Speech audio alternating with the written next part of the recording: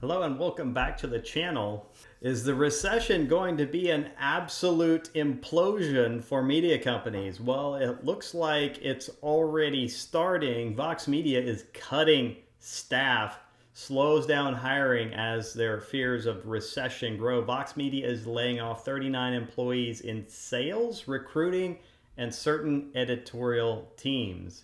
Just a month ago, media executives expressed optimism that their companies were well positioned for an economic slowdown. Looks like they changed their mind really quickly there. Private held digital media companies laying off 39 employees, according to a person familiar with the matter, as well as slowing down hiring, reducing non essential expenses. The job cuts affect employees in sales, recruiting, and editorial teams. The current economic conditions are impacting companies like ours in multiple ways, with supply chain issues reducing marketing and advertising budgets across industries and economic pressures changing the ways that consumers spend. Our aim is to get ahead of greater uncertainty by making difficult but important decisions to pare back on initiatives that are lower priority or have lower staffing needs in the current climate. Look, part of me just says that this is the chickens are coming home to roost. That's really what this is. At the end of the day, the rest of this article covers some stuff about BuzzFeed and their terrible IPO when they went public. It was at like $10 per share and went down to $2. All of these companies like this, like BuzzFeed, Vox, Vice, these kinds of companies, they are sort of ad dependent companies, and right now ads are not going for as much money. People are not making as much money on ads. The ad rates are definitely down. It was mentioned there in the recession. It's mentioned in supply chain issues, and really what began all of the supply chain issues. Now, we warned people of this, but they ignored it anyways, and that was the extensive lockdowns with the COOF, right?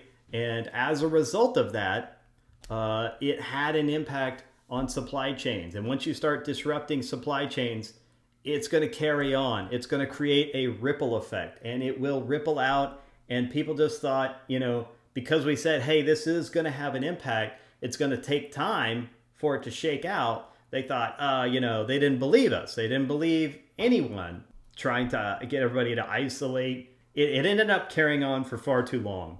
That was the real problem with it. I think when we first started it, it was a good idea because we didn't know. We simply didn't know about this virus or how deadly it was. Everybody was freaking out because everybody was freaking dying of it in Italy. Why that was, people were so hit, it's a bunch of old people, all right? A bunch of really old people, and they probably weren't in the best metabolic health. And as it turns out, that's what we figured out. Anyone who is elderly or not in good metabolic health really got hit. And as a result, having these lockdowns go on too long disrupted supply chains. As a result of disrupting supply chains, it's going to create all sorts of havoc. It's going to drive inflation because you have you have the same demand, but you don't have the supply. And then when you start coupling that with pumping an extra $3 trillion into the money supply, that's just going to drive inflation even more. And people's dollars start to, they don't spend the same. When everything costs more, people have to start making decisions. Where am I going to spend my money? All right. What am I going to buy? Am I going to buy A or am I going to buy B? Am I going to buy food or am I going to subscribe to this? And that's when these companies, they start to get in trouble. And let's face it, chickens coming home to roost. These people, they probably all voted for the kinds of politicians that wanted these really extensive lockdowns. I'm just going to call it like that. That's probably what happened. I can't say without a doubt, but the journalism is very, very left. And most of the people on the left, especially the politicians, really wanted to just look at California, all right? Texas, Florida, they ended their lockdowns. Everybody said it was going to be a disaster. Everybody's going to die. It didn't turn out that way. We just went back to life. We just went back to it and got back to doing what we needed to do. And what else happened? California kept their lockdown for like another year. All right. And they pretended like that wasn't going to have an impact. And it did. Netflix is feeling this too. All right. Netflix loses nearly 1 million subscribers. Now, why is this? Is this because Netflix has gone woke? Because certainly that's having an impact. There was a good month there where I didn't watch, maybe 2 even. I didn't watch anything on Netflix. They didn't have any good shows. It was all goofy shit, stupid woke shit that I didn't want to watch. I'm watching some stuff right now, and even some of that stuff is woke. And I'm watching it to review it, but holy crap. It's just jarring. You're trying to watch a show and then you're like, oh, okay, well, here's the woke message. And then 5 minutes later, they're doing it again. And then, 10 minutes after that, it's in your face again. Here's the woke messaging. Here's the woke messaging. Here's the woke message. I don't fucking want to watch that. Like, I almost don't even want to finish the show that I'm watching. It's the 3rd season of this show. I've really been enjoying it. And it's actually good aside from this one fucking woke message that they keep hammering home and that they wrote into this script just because the individual that they cast. And it's so fucking distracting. It's so distracting that I don't even want to watch it.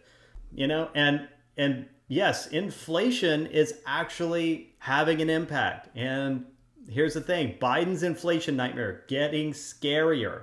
Remember all the talk about inflation having peaked earlier this month? Well, you can toss it in the garbage, along with its predecessor in wishful thinking that inflation was transitory. Both of these predictions turned out to be terribly, embarrassingly wrong. The latest report out today on consumer prices showed inflation soaring at an astonishing 9.1% rate in June from the same time last year, the fastest annual pace since November 1981. People, we are getting the perfect storm here, and it is going to absolutely destroy Hollywood. U.S. economy contracts for second straight quarter. GDP falls at 0.9% pace in Q2. What does that mean? It means that people are starting to spend less. People are actually making the choices that I described. They're choosing between A or B, and they're choosing to not spend on B. They're saying, look, I got to spend more on food. I got to spend more on gas. I got to spend more on rent. I got to spend more on utilities. I need to fucking survive. And if I want to fucking survive, all this other bullshit has got to go. I can't fucking afford it. What does that mean for Hollywood? That means big fucking trouble, you guys. Big trouble. And you guys, again, chickens coming home to roost. You did this shit to yourselves. You played yourselves. Congratulations. I'm just going to call it. You voted for this guy who can't control inflation. Let's just leave it at that, right? If we're going to fucking judge the guy on anything, let's judge him on inflation. And just judging him on inflation and nothing else that he's mishandled, judging him just on inflation, he's a disaster. Even CNN called him out. And if you don't know what I'm talking about, I'll see if I can place a link to it. But even CNN called him out and said, this guy is absolutely ridiculous with the things that he's saying. Let me just find that video and play it for you. Traditional recession indicators don't apply this time. Absolutely stupid. Panel. All right, so this is the latest bullshit from Biden and his administration, arguing that traditional indicators of recession don't apply. Here's what the people, the liberals, the progressives at CNN think of this. Chris Cillizza, inflation affects every American directly. The Biden administration is trying to point out the definition of a recession is nuanced. But I got to tell you, I struggle with this. I get that why they want to do it from a political perspective, but like you can't fake this. No, I was laughing to myself with the "in my view" thing that Caitlin highlighted, because it's like, well, in my view, I should be drafted into the NBA. Like the NBA executives didn't agree with that. Right. Like it doesn't really matter what you think. There is a technical definition: 2 straight quarters of negative economic growth. They clearly believe that that is likely to come to pass later this week. They're trying to pre-bud it. To your point, we get why they're doing it politically. Right.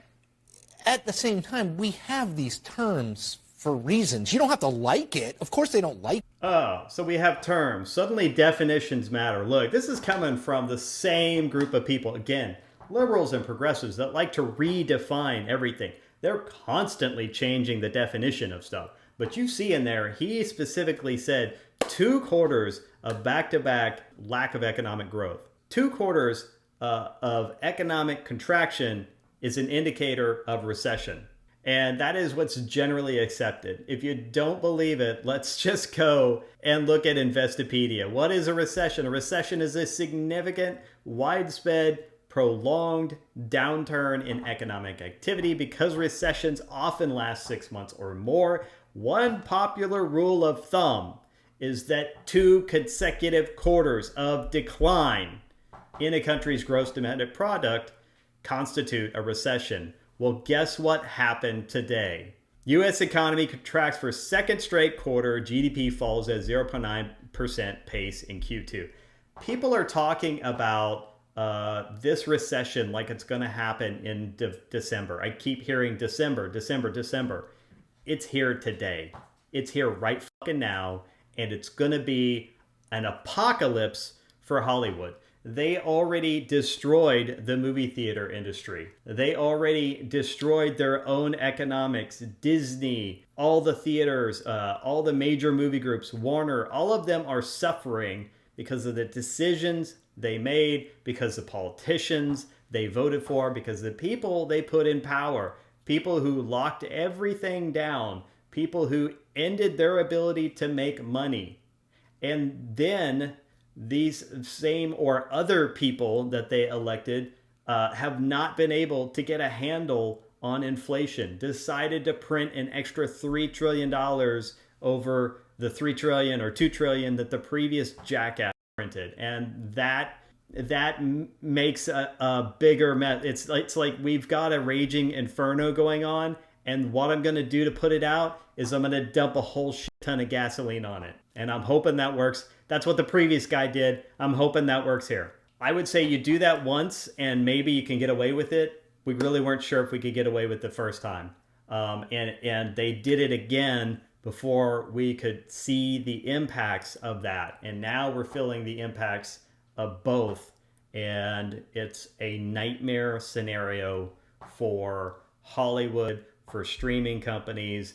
And in this case, I'm just going to tell you, if you have woke shit, if you have stupid stuff that you're trying to sell that people obviously don't want to watch, people don't want to watch this woke crap. They don't. And if that's what you're selling, you are going to lose your ass. So that's my thoughts on this. Tell me, what do you think?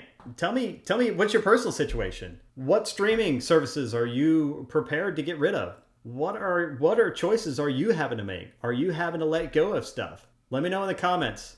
And look, in the meantime, if you want to help keep smashing the narrative and all the stupid decisions that these people keep making, then smash the like button and smash the subscribe button, because we are just getting started. We'll see you on the next video. Have a great day.